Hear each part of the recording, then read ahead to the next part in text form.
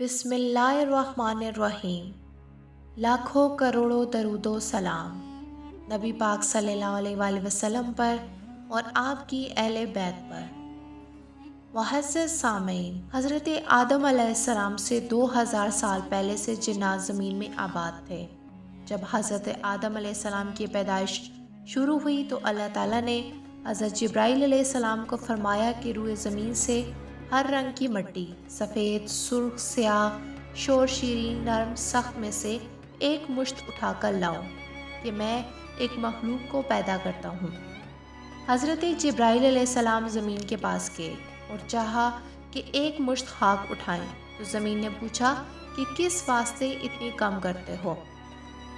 جبرائیل علیہ السلام نے جواب دیا کہ اللہ تعالیٰ اس سے ایک مخلوق کو پیدا کریں گے جو زمین پر رہیں گے، نیک اور بد بھی ہوں گے، عذاب اور ثواب ان کے واسطے ہوگا۔ زمین نے عرض کی کہ میں اللہ کی عزت کی پناہ پکڑتی ہوں کہ تو مجھ سے مٹی نہ اٹھا، کیونکہ لوگ نافرمانی کی وجہ سے جہنم میں جلیں گے۔ حضرت جبرائیل علیہ السلام زمین کی فریاد سن کر واپس چلے گئے اور واپس آ کر عرض الہی کی، زمین آپ کی عزت کی پناہ چاہتی ہے، اس لیے میں مٹی نہ اٹھا سکا۔ پھر حضرت میکائیل علیہ السلام اور حضرت اسرافیل علیہ السلام گئے اور اسی طرح واپس آ گئے۔ پھر اللہ کے حکم سے حضرت عزرائیل علیہ السلام گئے۔ زمین سے کہا کہ میں اللہ کے حکم کا تابعدار ہوں۔ حضرت عزرائیل علیہ السلام مٹی لے کر واپس آ گئے۔ پھر اللہ تعالیٰ نے روحوں کو قبض کرنے کا کام حضرت عزرائیل علیہ السلام کے سپرد کیا۔ پھر 40 دن تک اس پر بارش کرنے کے لیے کعبہ مکہ مکرمہ میں رکھنے کا حکم دیا۔ 39 دن غم اور 1 دن خوشی کی بارش برسائی گئی۔ فرشتوں نے اللہ کے حکم کے مطابق اسی خاک کا گارا بنایا، پھر وہ کیچڑ خشک کیا گیا۔ پھر اس گارے کو خدا کے حکم سے دادائی لقمان، جو مکر اور طائف کے راستے عرفات سے متصل ہے، لے جا کر فرشتوں نے ڈالا۔ پھر اللہ نے اپنے دست قدرت سے اس گارے سے حضرت آدم علیہ السلام کا خوبصورت قالب بنایا۔ فرشتے اس قالب کو دیکھ کر حیران ہو گئے، اس کے گرد پھرتے رہے۔ پھر ابلیس بھی اس قالب کو دیکھنے آیا اور تعجب سے کہا کہ یہ اندر سے خالی ہے، جگہ جگہ خلل ہے، یہ چلنے پھرنے میں سست ہوگا اور اس سے کوئی کام نہ ہو سکے گا۔ مگر جب سینہ بائیں طرف سے دیکھا تو کہنے لگا کہ یہ حجرہ بغیر دروازے کے ہے۔ جب اللہ تعالیٰ نے چاہا تو اس قالب میں روح کو داخل ہونے کا حکم دیا۔ اللہ کے حکم سے روح سر کی جانب سے داخل ہوئی تو جہاں جہاں روح پہنچتی گئی وہ خاکی بدن جو ٹھیکری کی طرح کا تھا، گوشت پوش ہڈی سے بدلتا گیا۔ جب روح سطر تک پہنچی تو حضرت آدم علیہ السلام نے اٹھنے کا ارادہ کیا تو وہ زمین پر گر گئے۔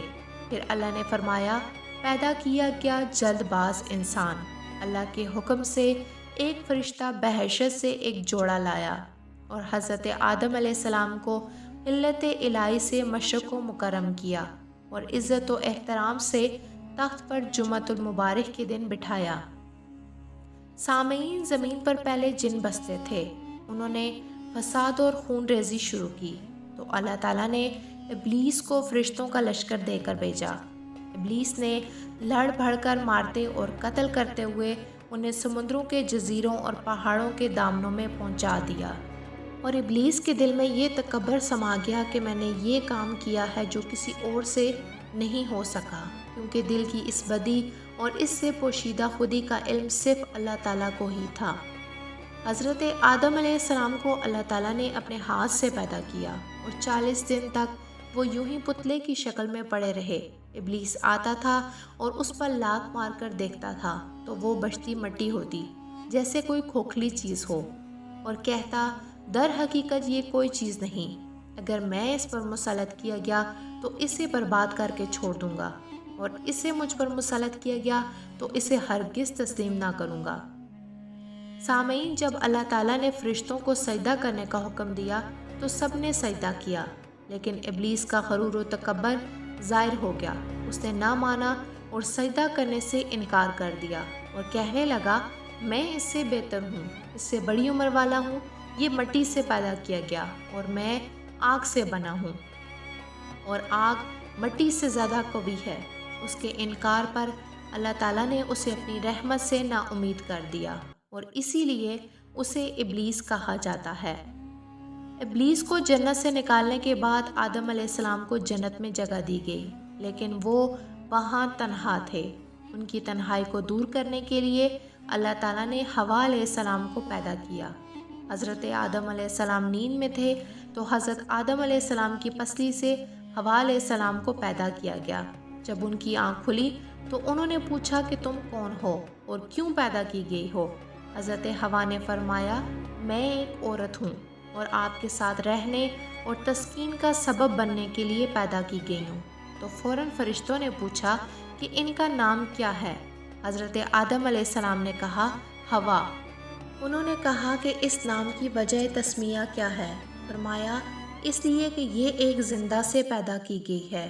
اس وقت اللہ تعالیٰ نے فرمایا، اے آدم، اب تم اور تمہاری بیوی آرام و اطمینان سے رہو اور جو چاہو کھاؤ، لیکن ایک خاص درخت سے روکنا دراصل امتحان تھا، اور اسی درخت کا پھل کھانے کی وجہ سے حضرت حوا اور حضرت آدم علیہ السلام کو جنت سے نکال دیا گیا۔ حضرت آدم علیہ السلام نے جنت سے زمین پر آنے کے بعد 300 برس تک ندامت کی وجہ سے سر اٹھا کر آسمان کی طرف نہیں دیکھا اور روتے رہے۔ اگر تمام انسانوں کے آنسو جمع کیے جائیں اور حضرت داؤد علیہ السلام کے آنسوؤں کو جمع کیا جائے تو حضرت آدم کے آنسو سب سے زیادہ ہوں گے۔ حضرت آدم نے ان الفاظ میں اللہ تعالیٰ سے دعا مانگی، اے اللہ، میں تیری حمد کے ساتھ تیری پاکی بیان کرتا ہوں۔ تیرا نام برکت والا ہے اور تیرے سوا کوئی معبود نہیں۔ میں نے اپنی جان پر ظلم کیا، تو مجھے بخش دے، کیونکہ تیرے سوا کوئی نہیں ہے جو گناہوں کو بخش دے۔ اور پھر اللہ تعالیٰ نے حضرت آدم علیہ السلام کی توبہ 10ویں محرم کو قبول فرمائی۔ حضرت آدم علیہ السلام کی عمر اللہ تعالیٰ نے 1000 سال رکھی تھی۔ آدم علیہ السلام نے اپنی عمر میں سے 40 سال حضرت داؤد علیہ السلام کو ہبہ کیے تھے۔ جب آدم علیہ السلام کی عمر پوری ہو گئی تو ملک الموت ان کے پاس آئے تو حضرت آدم نے کہا کہ میری عمر کے ابھی 40 سال باقی ہیں۔ تو ملک الموت نے کہا، آپ نے اپنے بیٹے داؤد کو 40 سال نہیں دیے؟ رسول اللہ صلی اللہ علیہ وآلہ وسلم نے فرمایا، آدم علیہ السلام نے انکار کیا، ان کی اولاد بھی انکار کرتی ہے، وہ بھول گئے، ان کی اولاد بھی بھول جاتی ہے۔ اللہ تعالیٰ نے آدم علیہ السلام کی عمر 1000 سال کر دی اور داؤد علیہ السلام کی عمر 100 سال کر دی۔ حابیل کے مرنے کے بعد اللہ تعالیٰ نے آدم علیہ السلام کو ایک بیٹا دیا۔ انہوں نے ان کا نام شیس رکھا اور اپنی وفات سے پہلے شیس علیہ السلام کو وصیت کی۔